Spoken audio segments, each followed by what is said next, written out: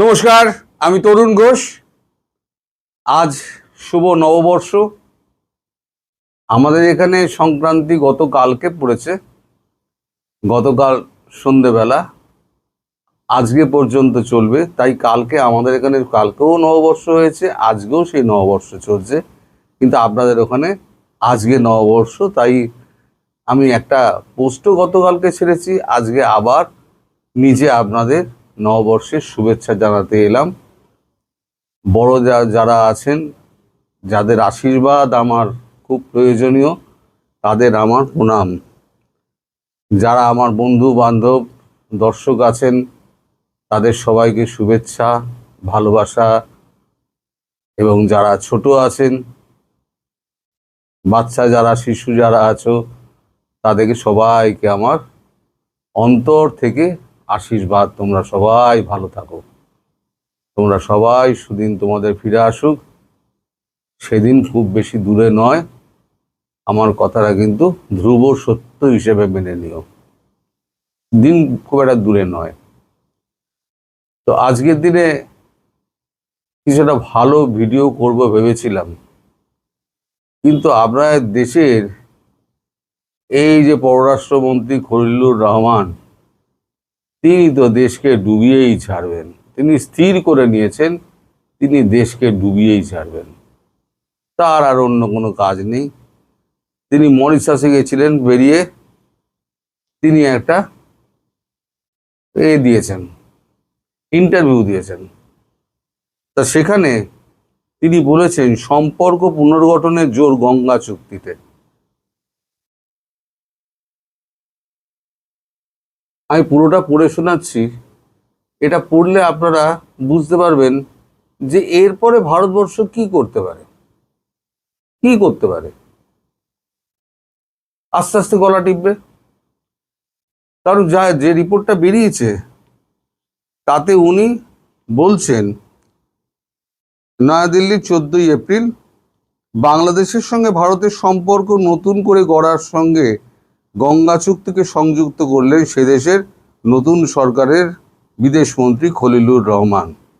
সদ্য ভারত সফর করে খলিলুর গিয়েছিলেন মরিশাসে। ভারত মহাসাগরীয় সম্মেলনে একটি সংবাদ মাধ্যমকে দেওয়া সাক্ষাৎকারে বলেছেন, ন্যায্যভাবে এবং পরিবেশ ও জলবায়ুর দিকটি মাথায় রেখে গঙ্গার জলবন্টন চুক্তিটি হবে দু দেশের সম্পর্ক পুনর্গঠনের জন্য প্রথম পরীক্ষা। এটা হলেই তার মানে বাকি সম্পর্ক ঠিক হবে বাংলাদেশের সঙ্গে ভারতের। 1996 সালে সই হওয়া 30 বছর মেয়াদী গঙ্গা জলবন্টন চুক্তির মেয়াদ এবছর ডিসেম্বরে শেষ হচ্ছে। চুক্তি থাকা অবস্থাতেও জলের ভাগ নিয়ে দুদেশের মধ্যে মতপার্থক্য রয়েছে। শুষ্ক মরশুমে পর্যাপ্ত জল না পাওয়ার অভিযোগ বাংলাদেশের দিক থেকে ছিল। দুদেশের সামগ্রিক সম্পর্কের ক্ষেত্রে চুক্তি কতটা গুরুত্বপূর্ণ জানতে চাইলে খলিলুর বলেন, গঙ্গার জলের সঙ্গে আমাদের সম্পর্কটা বাঁচা মরার, আমাদের গোটা সভ্যতা ও জীবিকা গঙ্গার জলের উপর নির্ভরশীল। এটা ঠিক। এখন যে চুক্তিটা আছে তা কয়েক মাসের মধ্যে শেষ হয়ে যাবে। আমরা একটি সংশোধিত চুক্তি দেখতে চাই যা ভারতের জরুরি প্রয়োজন মেটাতে পারবে, যা মানুষের জরুরি প্রয়োজন মেটাতে পারবে।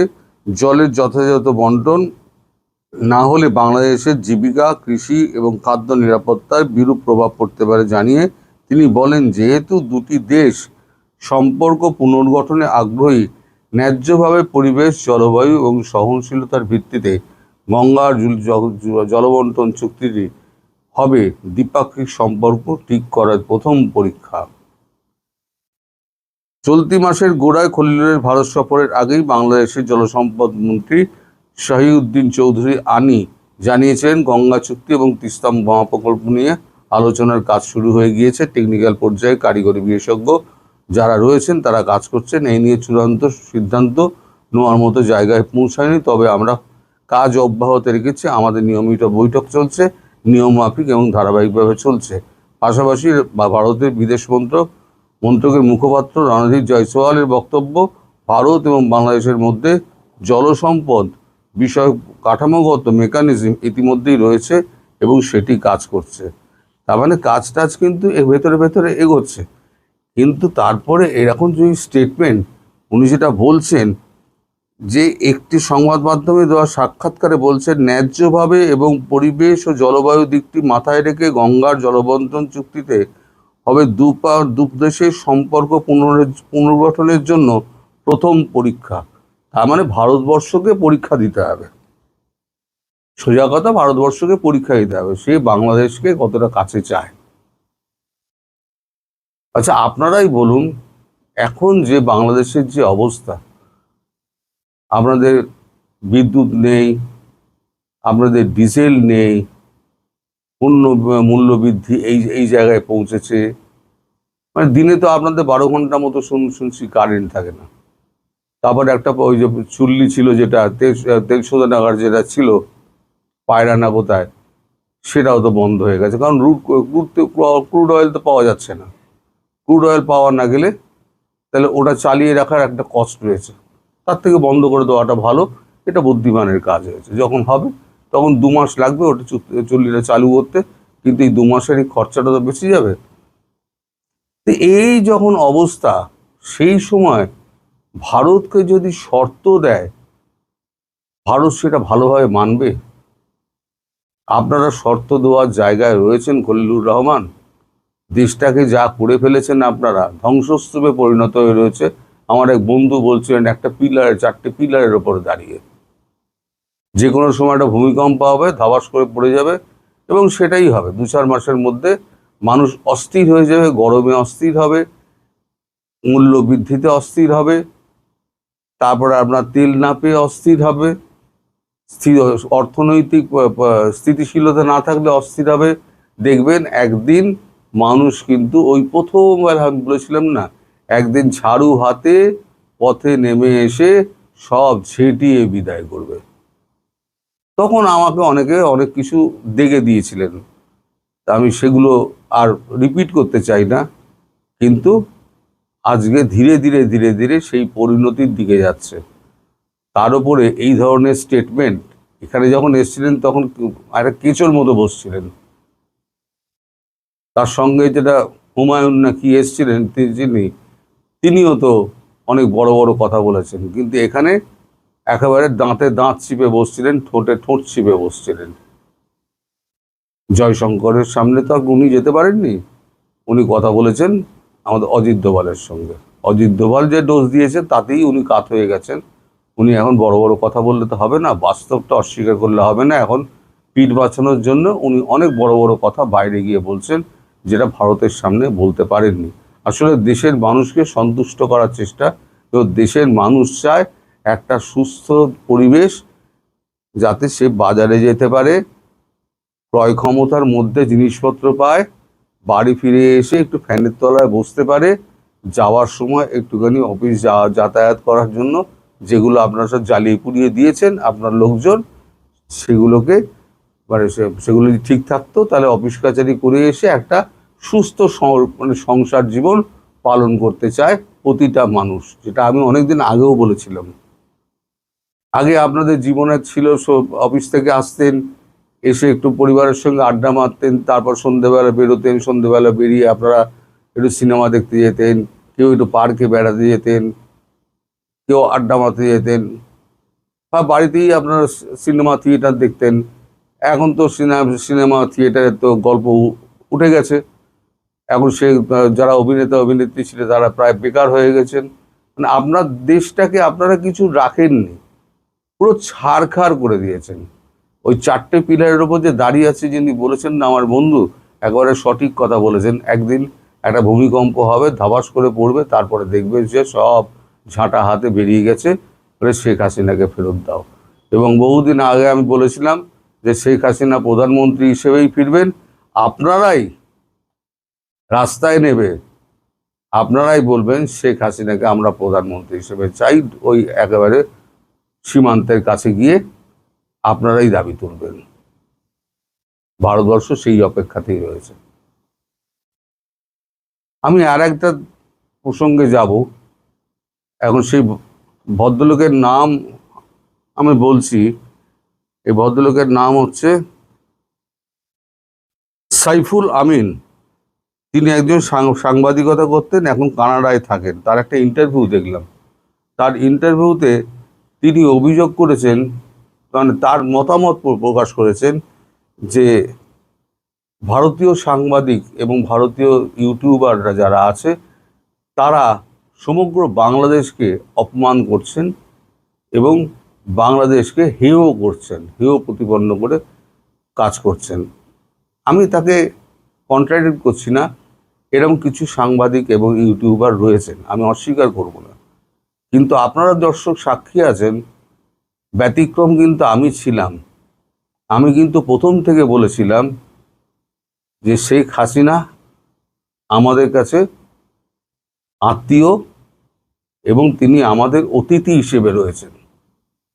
তাকে সর্বদলীয় বৈঠকের মাধ্যমে যে রাখা হয়েছে সে খবরটা কিন্তু আমিই প্রথম দিয়েছিলাম। তারপরে সেটা তো প্রতিষ্ঠিত হলো যে আমি ঠিক বলেছিলাম। তো তার যে সেই কথাটা যে মানুষ তাকে আশ্রয় দাতা হিসেবে দেখাচ্ছে, এটা ঠিক নয়। তিনি আমাদের কাছে সম্মানীয় এবং প্রধানমন্ত্রীর সম্মানের জায়গায় তাকে সেই নিরাপত্তা দিয়ে রাখা হয়েছে, সেটা আপনারা ভালো করেই জানেন, আপনাদের নেতাদের মাধ্যমে যারা দেখা করে এসছেন। আমার কথা বাদ দিন, তাদের কথা অন্তত বিশ্বাস করবেন আপনারা। তো তার এই মানে অভিমানটা, তিনি একজনকে বিশ্বাস করে তিনি সমস্ত সাংবাদিক এবং ভারতীয় ইউটিউবারদের তিনি একেবারে কাঠগড়ায় তুলতে পারেন না। তার কাঠগড়ায় তোলাটা ঠিক হবে না। তিনি ব্যক্তিগতভাবে কাউকে বলতে পারেন, যদিও যার সম্পর্কে বলছেন তিনি মানুষটা কিন্তু অত্যন্ত জ্ঞানী এবং বুদ্ধিমান মানুষ, এবং আমি তাকে গুরু হিসেবে জানি। তার মতো দানবীর উপকারী মানুষ খুব কম পাওয়া যায়। হয়তো দু চারটে কটু কথা বলেছেন উত্তেজনার মুহূর্তে। আমি তো বলেছি যে ভারতবর্ষের মানুষ এখন কিন্তু বাংলাদেশের নাম শুনলে ক্ষেপে যায়। আমার এই যে প্রতিবাদ, আমার যে গালাগাল, সেটা কিন্তু হচ্ছে ওই যারা ভারতকে ভাঙতে চেয়েছিল, যারা চোখে চোখ রেখে কথা বলতে চেয়েছিল, যারা ম্যাপ পরিবর্তন করেছিল, যারা বলেছিল দিল্লি না ঢাকা, ঢাকা ঢাকা, দিল্লি দিল্লি, আমার এটা হচ্ছে তাদের বিরুদ্ধে। আমার যত গালাগাল, যত মানে সব হচ্ছে তাদের বিরুদ্ধে। আপামর যে সমস্ত বাংলা ভাষাভাষী আছে, বাংলাদেশি মানুষ, তারা আমার সব গুরুজন এবং আত্মীয় বন্ধু বান্ধব। হ্যাঁ, এর মধ্যে কিছু খারাপ ভালো থাকবেই, তো সে তো সংমিশ্রণ থাকে। সব জলেই তো সালফার থাকে, অল্প বিস্তর সব জলেই থাকে, আয়রনও সব জলেই থাকে। তো মিলেমিশেই আমাদের ভারতবর্ষ, খারাপ ভালো আমাদের দেশেও আছে। সবাইকে এক কাতারে ফেলাটা উচিত হবে না। আমি জানাব, ওনার নামটা হচ্ছে সাইফুর আলম সম্ভবত, ওনাকে আমি অনুরোধ করব, সাইফুল আমিন, ওনাকে অনুরোধ করব উনি যেন আমাদের সবাইকে এক কাতারে ফেলে না দেন, অন্তত আমাকে তো নয়। আমি বরং আপনাদেরকে বলতাম, আপনারা সাবেক বলেন কেন? আমি বরং আপনাদেরকে বলতাম, আপনার প্রধানমন্ত্রী রিজাইন করে আসেননি, তাহলে আপনারা সাবেক বলছেন কেন? আমি বলতাম, কারণ আমরা মনে প্রাণে বিশ্বাস করি ভারতীয়রা, তিনি এখনো বাংলাদেশের প্রধানমন্ত্রী এবং তিনি প্রধানমন্ত্রী হিসেবেই ফিরবেন, এবং কোনো ভোট কিচ্ছু হবে না, এরা সব পালিয়ে যাবে, দেখে রেখে দেবেন। আর 2-4 মাস যাক, এই অবস্থায় সব পালিয়ে যাবে, কেউ থাকবে না। সবাই ভালো থাকবেন, সুস্থ থাকবেন, সাবধানে থাকবেন, এবং কামনা করব আগামী দিনগুলো আপনাদের সেই সুস্থির দিন আবার ফিরে আসুক। আমরা সকলে গলায় গলা মিলিয়ে আমরা বলতে পারবো আমরা সকলে ভালো আছি। নমস্কার জানবেন। ধন্যবাদ।